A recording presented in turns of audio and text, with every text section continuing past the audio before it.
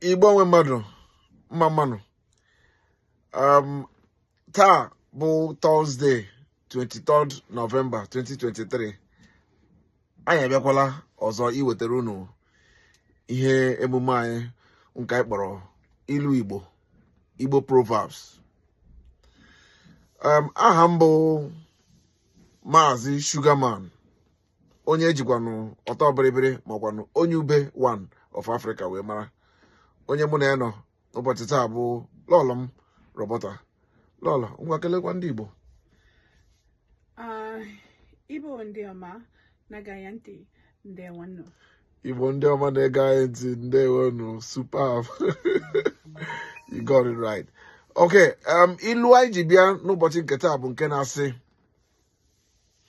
Óji Ngaji Eri, Chetekwa Ndi Ji Aka. Óji Ngaji Eri, Chetekwa Ndi Ji Aka. Translation. Wait. Oh, you haven't said it. Oh, sorry. Okay. Óji Ngaji Eri. Yes. Nagacha. Óji Ngaji Eri, Óji Ngaji Eri, Chetekwa Ndi Ji Aka. Chetekwa Ndi Ji Aka. Translation means, he who eats with spoon should remember those who use his hands to eat. He who eats with spoon should remember those who uses their bare hand to eat. And the meaning says, he who enjoys the blessings of God should also remember the destitute and the less privileged.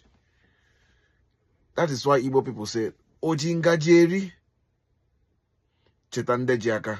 Can you say again? Óji Ngaji Eri, Chetekwa Ndi Ji Aka. Óji Ngaji Eri, Óji Ngaji Eri, Chetekwa Ndi Ji Aka. Chetekwa Ndi Ji Aka. Otu a ka ọ dị ndị Igbo.